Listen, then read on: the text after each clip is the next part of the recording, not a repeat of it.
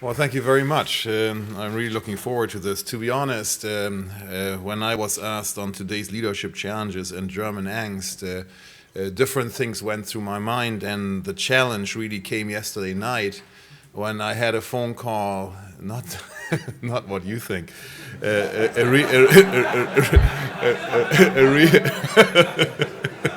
my God, we're going right there, right? The challenge came yesterday night when I talked to my older daughter, who currently enjoys to be at a different educational institution that happens to have a little bit of a rivalry with Harvard. And she couldn't believe that I came here first for a lecture than to her institution. So, I mean, I will have to struggle. And I hope I can overcome my angst of going back back home and then seeing her, hopefully this weekend, actually.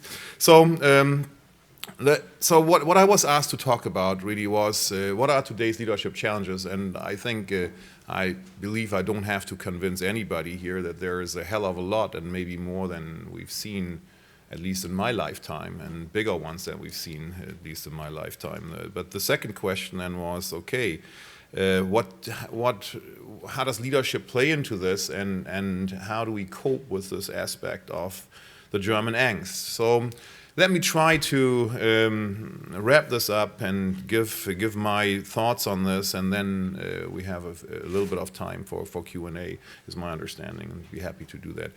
So let's start actually with defining leadership. I know every good German has to have a definition, and that's why I want to stick also with it, and I give it to you from an old friend of mine who happened to be American, and when he gave it to me, I must say that I really struggled with it because it's such a pure one, and it didn't go down well with my German and probably, I don't know whether I would call it naive views in that case, more a question of age at that time when he gave it to me. And his definition of leadership was very simple. It was very simple, and he basically said, getting others to do what you want them to do when you want them to do that. Exactly. Exactly. It's values neutral, and that's why we say, right? Because it doesn't define what the leader wants to achieve. Now, luckily, when you live in a democratic environment, because obviously a lot of this focuses on the political leadership aspects, I'll also talk about the business leadership aspect, but that I think here, for the purpose of this conference, is more in the background. It's substantially different from challenges in the political environment. It's values neutral, and luckily when you live in a democratic environment, the political will fills this. So leadership has to be based, otherwise it won't survive, on the political will. So basically it requires a justification from the people. It requires a justification from the representatives, right? But I still believe that this definition, getting others to do what you want them to do when you want them to do that, is a very profound way of seeing what leadership in the end is all about.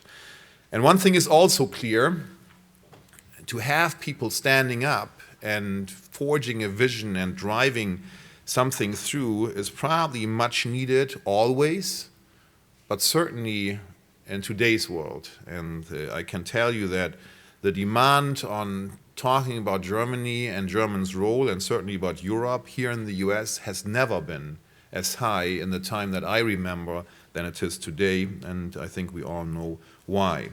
Why do we need leadership? We need it to align our thoughts around certain things and get things done in a coordinated fashion. So let's talk a little bit about the challenges that we have today, and what do they have in common. So let's look at some of the challenges that come to your mind. I mean, the thing that probably comes to your mind, I mean, being here in this environment, is financial crisis, right? A big one. You know? Another one that comes to mind, I mean, also is the whole aspect of global warming. Wherever you stand on this, climate change, big aspect. Certainly, when you look also at this year, I mean, I think everybody who prepared to come here this year was probably thinking of how the campus looked last year, and those that were here last year know that you wouldn't have been able to cross the campus, I mean, without going through huge piles of snow, right, which is more the normal thing that you would expect, right? Or another one, which is also, I mean, obviously a very close one. Some people thought it would be closed, but it's more closed than ever.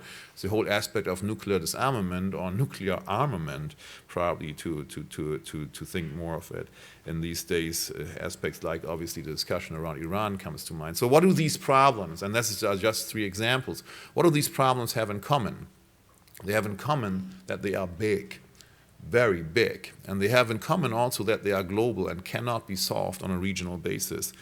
And you've seen that the challenge that comes through that is a pretty hefty challenge, and not always do we find good answers to that, or very often actually we do not find good answers to that. And you saw it recently when, for instance, Europe was discussing very heavily the introduction of a transaction tax.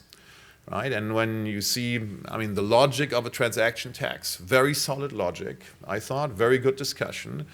But in the end, a regional solution of an introduction of a transaction tax basically has nothing good in it. It's pretty much ineffective. Some would gain from it and others would lose from it, but it wouldn't be able to contain those things that people were wanting to contain with it. Or look at, I mean, we have a strong presence in countries like Australia, given that they are rich in bauxite. We have strong presence there, and Australia, as you well know, has been a front runner when it comes to CO2 legislation, right? And they've been very much out there. And what do you see as an effect of that? I mean, the effect of that is that some industries, particularly those ones that are heavy power consumers, are structurally strongly disadvantaged, and you see that there is a tendency of those companies and firms basically to leave the country. Now, the country can afford that, no problem, they have other things, but in the end, I mean, what do you gain then on the side of climate change? I think you could very well argue and say, well, that's a drop on a hot stone, but maybe you have to start with something. Well, why am I describing that? Because I think we have to admit that these problems are big, they are global, and they are very often fast changing. Right? So the question then is, what's the solution conundrum? I mean, how do you solve it? And when you have a big, global, fast changing problem in the business world, the solution set is pretty simple. You got to be fast, you got to respond massively, and you got to respond in a global fashion, and that's what you do, period, right? You rally the troops, you get the action plan done, and everybody's going to move, and you move very fast, and very decisively. That's what the leadership in the business world is all about if you do it successfully. The political response, however, doesn't work that way. It doesn't work that way, and I have to put a caveat to it. It doesn't work that way when you are talking about a democratically structured environment. When you're not talking about, I mean, a more monolithic leadership, whatever term you want to attach to it, right? And that's where the conundrum basically comes in. You need to prepare your constituency, you need to create support, and that takes time. It takes education, it takes time, it takes negotiation, and sometimes it takes a long time. And that's part of where the problem that we see today in many of these responses, and certainly very much so in the struggle on the financial crisis, is reflected in, because you see an increasing asynchronity between the speed of problem solving or the speed of response between both kind of echelons. Whereas some players, the private players in the financial industry, are moving very fast, very massive, and very global. Technology is a huge enabler here, gigantic enabler. You see, on the other hand, and you've seen that, I mean, in some debates, let me just pick out one. I mean, the beginning of the financial crisis and the debate in Germany, when it all was around support of Greece, and that support we were talking about at that point in time was much, much smaller compared to what you already see today as what has happened. But when you saw that what discussions were happening in Germany, pretty much broad-based, and how little the support, the political support, was, not just by the representatives, but I'm talking more about the people, you see it in a very strong way that this asynchronity creates a gigantic problem. And on top of it, the problem gets accelerated, and I'll talk a little bit more about it, gets accelerated by it all happening under the transparency of a very fast-moving media world. So I don't have an answer to that. I really don't. But I think there are some. I'm not sure whether I'd call it conclusions, but some thoughts on what would it need, what would it need more of. I think what helps in the conclusion space, what would help to get it closer to being less disruptive are a couple of things. One is a global coordination. A global coordination is absolutely essential, and that comes with a start with a common understanding. Right? Because very often, I mean, one of my mantras is, and I've seen that in my lifetime often enough, if intelligent people look at the same facts, they come to the same conclusion. I very deeply believe in that. However, I've also seen often enough that you have intelligent people that are not having the same facts, and unfortunately then it becomes very dysfunctional because everybody's showing to the other side, well, who's going to win intellectually, right? Very dysfunctional. But what that means you need an alignment process, you need an understanding, you need a process, you need a dialogue. Because in the end, I mean, these things need to be shared, and that takes time. That takes time because it's not just the hard facts that need to be understood, it's also a lot of the soft facts, particularly when you talk about the political process of generating support. So I personally very strongly believe that we need more of those institutions where you have dialogue, and the dialogue is the foundation of basically having intelligent people sharing the same facts, and then increasing the chances of coming to the same solution. So I believe that the movement from the G8 to the G20 was a very, very good move. And as much as it has increased complexity, and you hear from people that have lived in both worlds, I mean, that obviously the complexity has not just, I mean, added by 12 new members, but it's almost exponentially that it has grown. Yes, that makes it more complex, but in the end, that's what we cannot avoid, because the answers will only be found if we really understand what the factual situation, including the positions of different environments, are in this. I also believe, and this is an event that I personally think the world of. I mean, some of you here in the room have had the pleasure to also join Davos 3 weeks ago, and these are probably three of the most hectic days that I have during the course of every year. You know, I had 47 bilaterals, and not even counting all the sessions that you had to go through. And probably it would take me more than a year if I were to travel to see these people that I saw there. It would probably take me a year to go see them. And it's an amazing thing, because you do see that almost subcutaneously with the discussions, not just that happen in the room or in a panel, but also those that happen when you try to go from one spot to the other, or when you try to get your coat out of a coat shack, you know. Those discussions are a helper in those alignment processes, and they are fundamental. I almost believe if Davos hadn't been invented, we would probably need to invent it today. And there are some others of those. I mean, conferences like this also, I'm sure, help in this. So that's the first one that I think helps to get closer to a conclusion, a common understanding, the global coordination mechanism there. And by the way, I think that when I look at the response to the 2008-2009 crisis, the political response to the 2008-2009 crisis, I am deeply impressed with the speed and the global coordination that so many different political bodies have thrown in here. So I believe we have to see and admit that these things do work, and that gives me confidence here that we are on the right course there.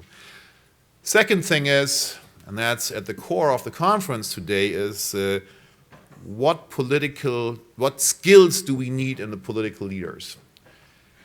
What skills do we need in the political leaders? And some of those are the same than in business leaders, but some of those are different than in business leaders. And that's also one of the reasons, I believe, why you do not see that much of an overlap there. So what do I personally believe you absolutely need in those political leaders that we want there in the current times? I think we do need more analytics. Analytics are important. I mean, I'm not giving up on analytics, and that goes back to my fundamental point: facts count, facts matter, right? And I would be surprised if here at Harvard not everybody in the room would agree with me. I would actually be shocked. So secondly is listening skills.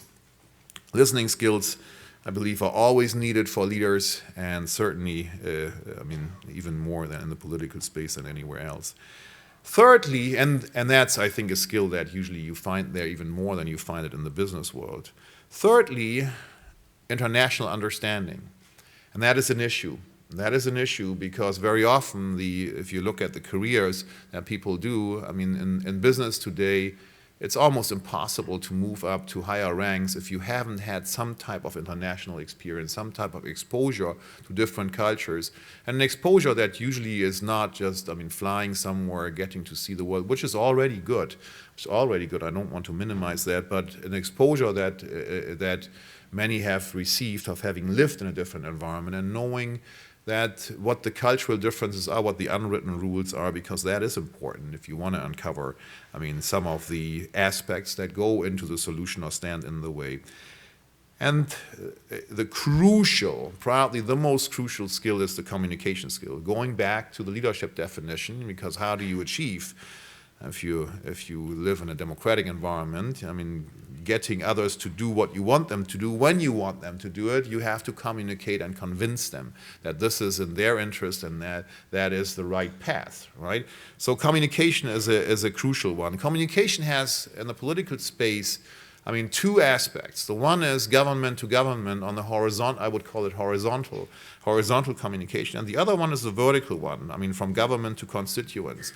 I actually smiled when I saw last weekend the title of the recent Deichkind CD, Order from the Very Bottom, Befehl von ganz unten. I think that's very funny, but I think it really describes something that has changed. That has changed dramatically and has pros and cons. And I've said that you almost feel like 24 hours, 7 days a week is not enough. We almost feel like we live in a 25/8 world, you know, where you need 25 hours and 8 days a week, because when you see all the information flow, all the different media outlets and how that needs to be digested, I don't know how you feel in this. I mean, I sometimes feel that it is overwhelming and you scramble to catch up with it. That's one thing. The other thing that has led to, in my view, is you can't fake it. You can't fake it. I mean, if you tried before, if you lived in the illusionary world that, I mean, you can portray an image of something, you know, and get over with it for a while, I believe that is over. Absolutely over. And for those that haven't gotten it yet, I mean, will be a tough awakening. So, and I would even go further and would say there is actually a very cool and good news in it, because we have a new killer application here.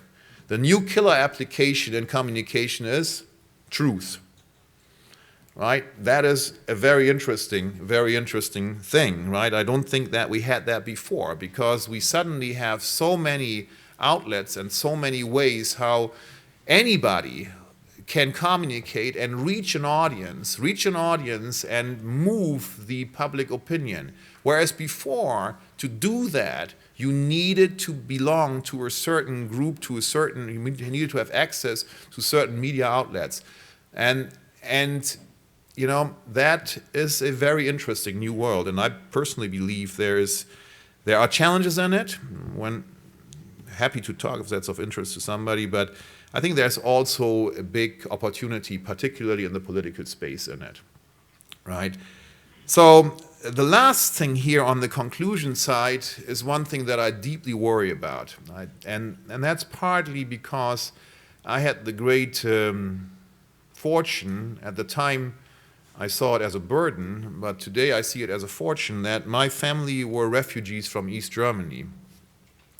My parents were refugees from East Germany, and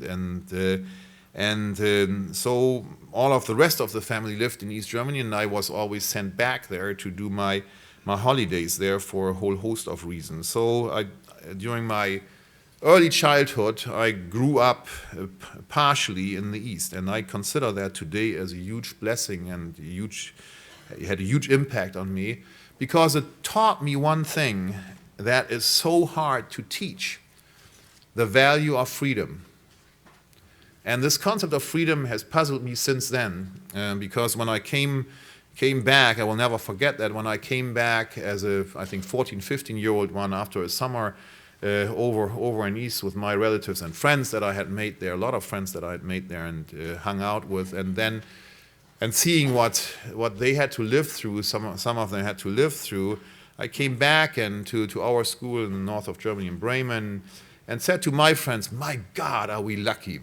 We are so lucky that we are living here in a free world." And they looked at me like, "My God, I mean, he must have really gotten onto something over there, right, over the summer."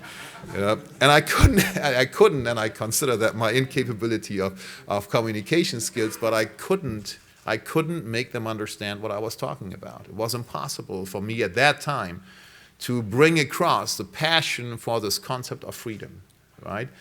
It's a very difficult one. In a way, you only notice it when it's taken away from you, right? Very odd thing. And I think there's no better place than the US, and certainly Harvard, places where this concept is very well understood and where a whole nation stand behind it and fight for it, even though I still believe that most only have experienced it, luckily so, as a very theoretical concept. So why am I saying that? Why am I saying that when we're talking about today's leadership challenges and German angst? I'm saying that because what I'm observing is a stratification in society, and that's partially also technologically driven. I think quite a bit technologically driven. And what I mean with that is that you see more and more that the societies don't mix. I mean, so people that grew up in certain areas just continue to be there and then go to certain schools. And whereas before, for a whole host of reasons, you had mechanisms, and war is probably the worst one of that, or military services is one of that, or civil services is one of that, where you have enforced mechanisms to mix society, to break up stratification, right? Why is that important? I believe that's important because if you want to be a good leader, you can lead better if you understand where the others are coming from. And to not just understand that in a very limited space of the individuals that you have been exposed to. The broader your exposure is, I personally believe, the better you are in coming to better solutions, and the better you are in also finding the right ways to communicate it and finding the right solutions in the first instance. Now again, why do I bring this up here? Because I believe that we need to work on the democratic consciousness. And that's not just, I'm not just talking about Germany here, but I'm also talking about Germany. And I think it's true that my concern here is for the whole free world, that we need to more actively work on the democratic consciousness and need to work on an understanding, a conscious understanding that to live in a free world is a privilege. And that it comes, as all privileges, with an obligation. And the obligation is to participate in society, right? To participate in a societal dialogue. That is the obligation, no matter where you are. And it can come in all forms and shapes, you know, but the one thing you cannot escape from it, to feel as though, you know, you're not part of society and society is just there and you live and whatever, you know. That, I think, that alone is probably the most dysfunctional aspect that I would worry about when it comes to leadership challenges. Okay, let me close here and address the third element of this speech, and that's the German angst. When I saw that topic, I really smiled, and I thought, isn't that typical that we talk about the German angst, a word that has made it into English because it couldn't get translated, and now everybody kind of likes it and has a different understanding of it. But I think what we have to be very careful of is to not get carried away here into the negative space too quickly. Number one, it is a very recent phenomenon, and I'm trying to define history here. I mean, not like my 60s education in the northern part of Germany, but rather more trying to take a position of a more Chinese view on history here, right? So it is, if we want to take a look at that, German angst is a pretty recent phenomenon.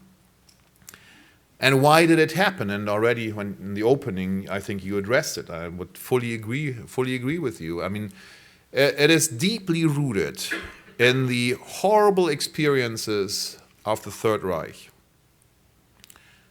They live on in the society because there are still a lot alive. My mother is turning 90 this year, is alive. Many stories that I know from her.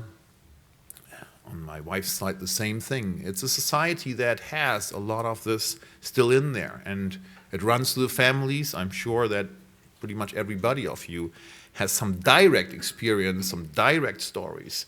Well, that's pretty unique for a society. That's pretty unique, and people don't understand that that has a substantial impact. Then our educational process, I think, also helped and was very, very intelligent, in my view, by the leaders at that time to say we need to address that in a very stringent way and make sure that everybody gets it who leaves a decent education in Germany. So what has been created here, what we today call the German angst, I would say it's maybe a hypersensitivity towards manipulative leadership, right? And now, very frankly, what's wrong with that? The only thing I could see that's wrong with that is if it paralyzes you, right? I do not have the impression that it has paralyzed Germany. I do, however, have the impression that the nation has taken on this route of saying, well, let's look under the cover. Let's look under the hood. And let's not fall for it too sudden, too soon, and then be wronged, right? I would say not a bad foundation. Again, as long as it doesn't paralyze you. So these are my thoughts for opening up this conference. I'll leave you with that, and thank you very much.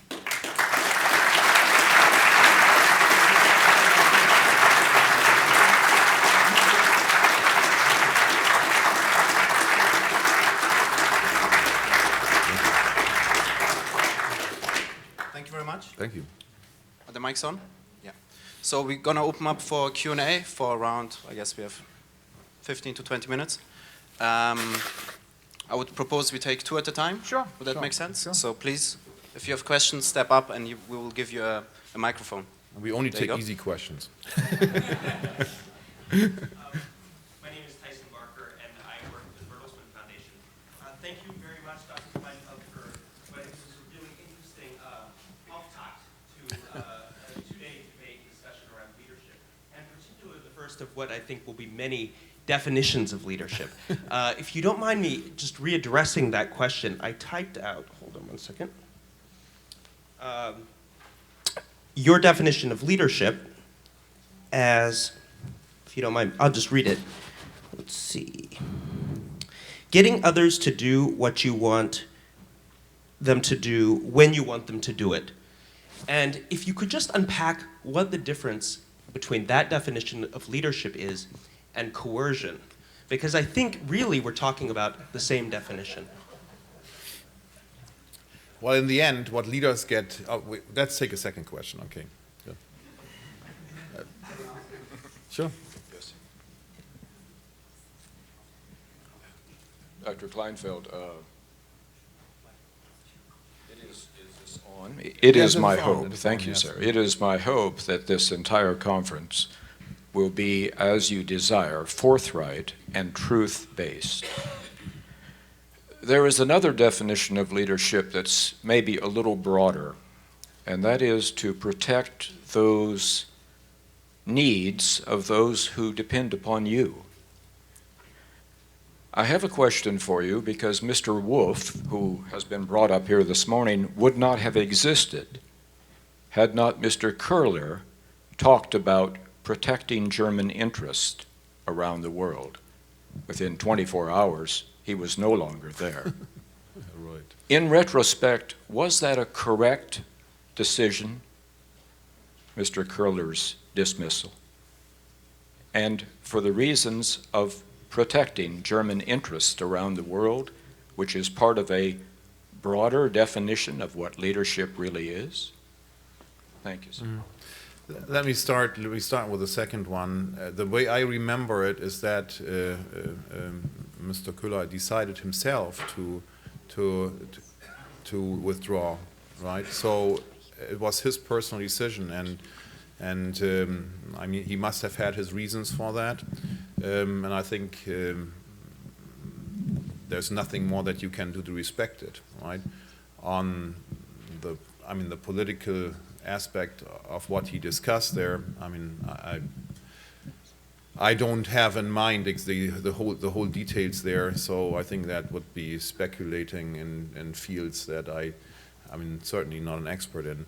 On the leadership definition, I did not necessarily say that this is my definition of leadership, but I think it's a very good one, particularly to bring exactly that point out, and that's why I chose it.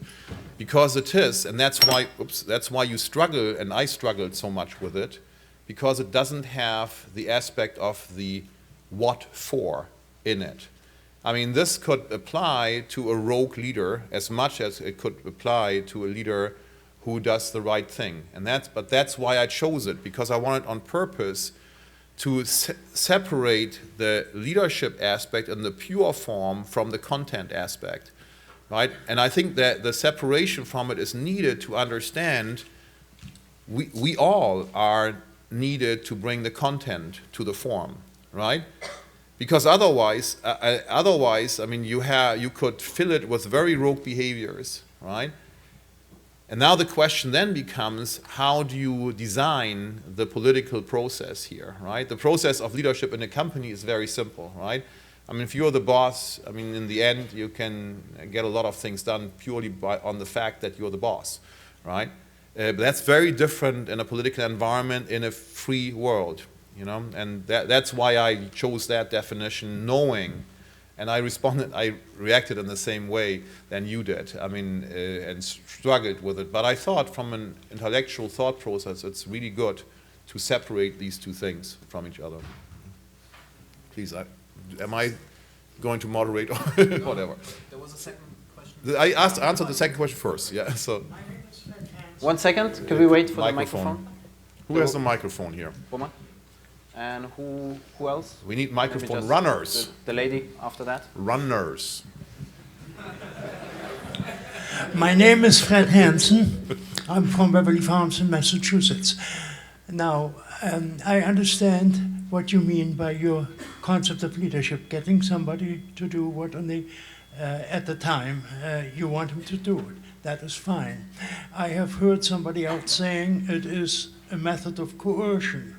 And I have somebody else heard it is a way of securing interests. I don't think leadership has to do with either one. Leadership is a persuasive ability to tell somebody, I can't do it without you, and to generate enthusiasm. Okay.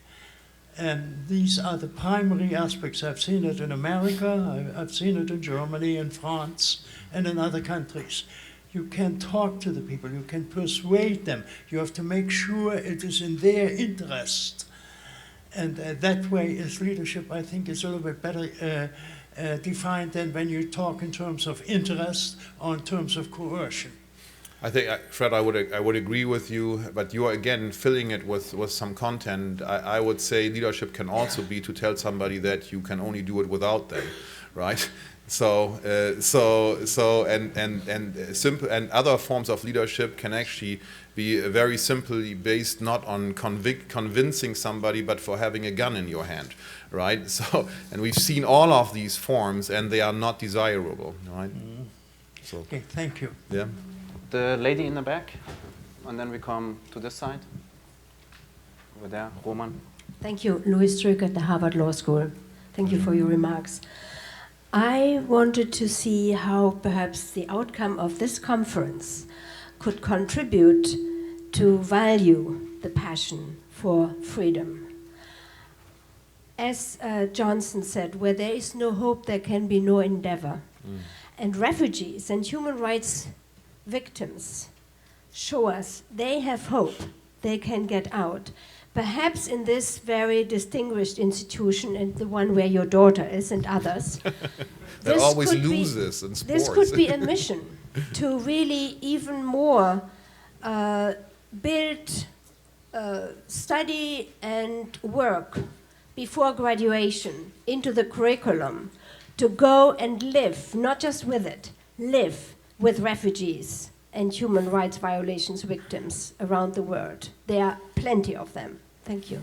I think that on the point of stratification of society, I mean, the whole aspect of getting engaged in something that's an area which has not been in your experience base, I think that's what we need. That's absolutely what we need, and that it can be what you described. I mean, working with refugees. It can also be simple things with working with elderly people. Right, it can be something working in areas that with impoverished people, helping them to go through an educational process. Honestly, I wouldn't mind as long as it happens. As long as it happens, right? I think that's the united kind of theme, you know, where I would hope. I mean, something like this conference can come out with it, and if this is a theme, you know, saying, well, what we need is the value of the free world, you know, and we need it to come with also an obligation. And then we have to come up with some mechanisms that make it easier for people to get involved. Right? Thank you. Over here, sure. And then we come to the front. Yes. Yes, hi, my name is Martin Bell. I'm a student at the Kennedy School here. And one of your predecessors, Paul O'Neill at Alcoa, he was very successful at Alcoa, and then he moved from the private sector into the public sector, but was very controversial, and many people regard him as having been ineffective. He was there for only 2 years in the Bush administration. He was the Secretary of Treasury, for those that don't know that. Right. And so two questions. One is, do you have any ambitions to lead in the public sector, to move into the public sector? And secondly, what do you see as the key differences in leading in the private and public sector, in leading successfully? Right. Well, first of all, Paul is a great individual, super capable, and he's done a lot for the company and left big marks on the company. I don't know whether I would agree with your judgment on whether he's been successful or not so successful. I'm not the judge for it, you know. So, but I've learned from him also.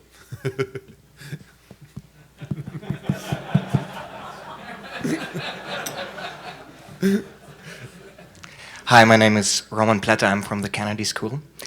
You were talking about the world of politics and about the world of business. And you said the world of politics is moving much more slower than the world of business. Mm-hmm. And you also said that you were impressed by the way the political system was coping with the financial crisis. My question is it really in the interest of the world of business that the world of politics becomes faster? Because my impression is that, especially during the financial crisis, the financial sector was making much profit on this slowness of the political world. And you were also talking about truth. And my impression is that actually there is lots of interest in the financial sector to hide this truth. So how would you resolve this problem? I think, first of all, the business world is larger than the financial sector, and I happen to represent a firm that's not in the financial sector, right? And in the end, the financial sector is essential. I mean, it's not, we always try to dissect it, and there's the real industry, the real economy, and there's the financial world. That only works as a simplification, but in truth of the matter, these are two communicating pipes, and if one goes down in hell, the other one will go down in hell too, right? So you got to be super careful to keep both on the right path. So I think what you're describing is probably correct. There might be some players in some parts of industry that would hope to continue to benefit from a slower response time in the political environment.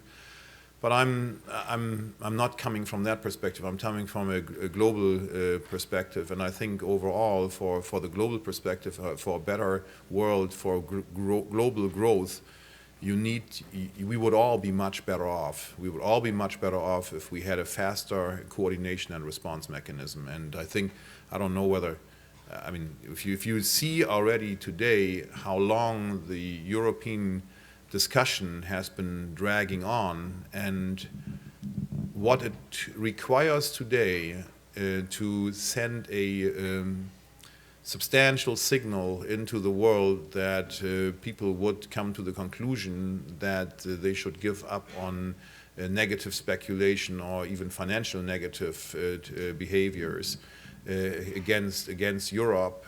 Today the amount is probably so big that it's not doable anymore, right?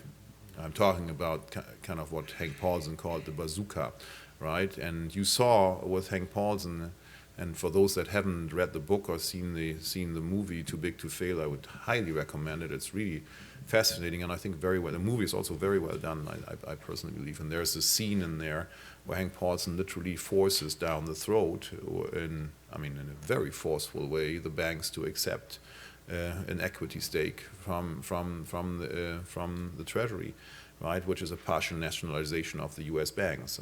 That hasn't happened very often, and you see how that was done. You know, that is leadership in difficult times. Let's take one over here and the second one straight afterwards here.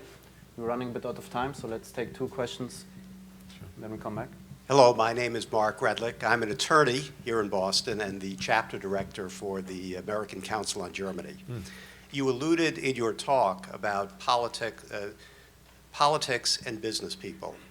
Can you give us some idea, your thoughts, as to why there are not more business people at the highest echelons of government? Of course, we have our former governor, Mitt Romney, who's running for president, so it's kind of timely. But why do you think that at the upper echelons it seems to be more lawyers rather than businessmen? Are you saying that lawyers cannot be business people? No. Mitt Romney got a joint degree here, so it is possible. Yes. I know, just kidding. Okay, so yeah, I don't really know a good answer to that. I think it's part of the stratification process that we've seen in society, right?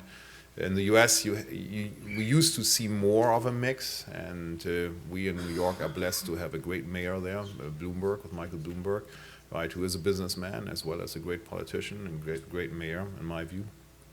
So I think here you see it more than we typically see it in Germany.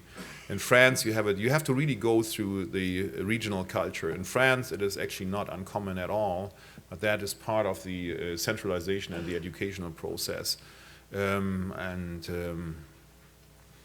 I mean, the requirements to be successful in both spaces, some of those are similar, but some of those are different. And I refer to some, like the communication side of things, I think requires more skill. And then when you have a strong party system, and you can see it here, in the debate whether a third independent candidate would have a chance, and basically everybody agreeing that an independent candidate wouldn't have a chance, that also the party system here has become so critically important. And then the question is, inside of the party system, don't people have expectations that they have worked so much, given so much, and now it's their turn, right? So there are some very simple human dynamics that play into that. And then on top of it, which we see here now in an extreme, is the what's it called? Not the nomination process, the approval process. Well, I mean the congressional approval process of positions. I mean, this has become hugely dysfunctional. And when you saw it last time and how many open positions there were, even 1.5 years into the administration at a time of crisis.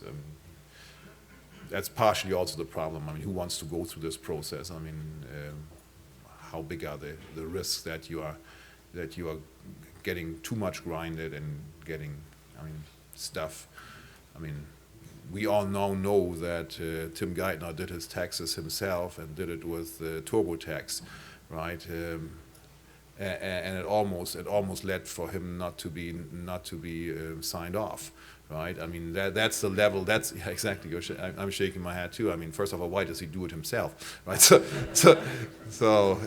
But secondly, Tim is a good friend, I have to say, in all fairness here, and so you would understand the kidding there. But then, why does that become a big issue, right? So that will be our last question. My name is Eike Weber. I had the Fraunhofer Institute for Solar Energy in Freiburg, but before coming back to Germany, I worked 20 years at UC Berkeley, and I 100% agree with everything what you said. The importance of freedom is extremely high, but freedom is more the expression in the political world. I think there's a second equally important experience that I made here in the United States and that is still missing in Germany, and this is the importance of competition, fair competition on a level playing field. In Germany, from my experience, many people hate the open, free competition.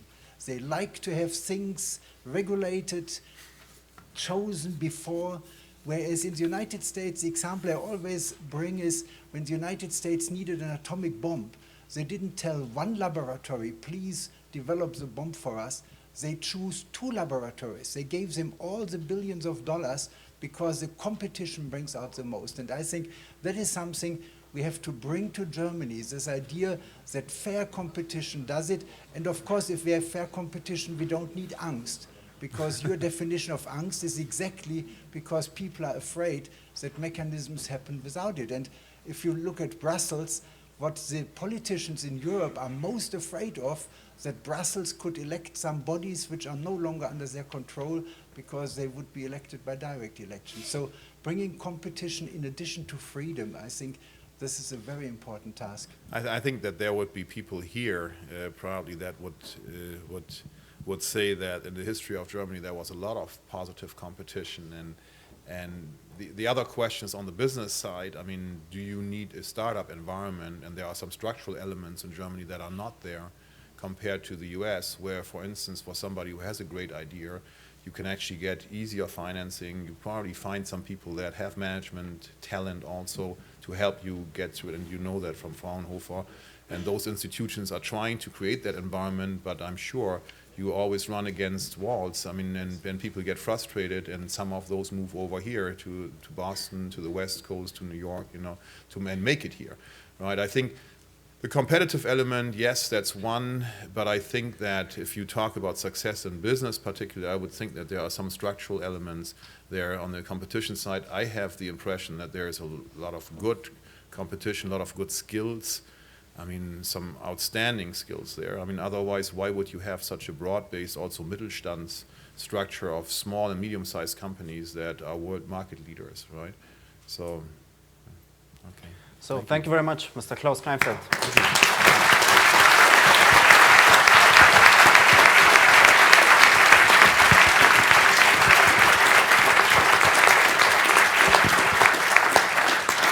We'll be going over into the break. We'll be back here at 1:30. You'll find coffee and refreshments and some snacks over there in Radcliffe Gym. And see you soon.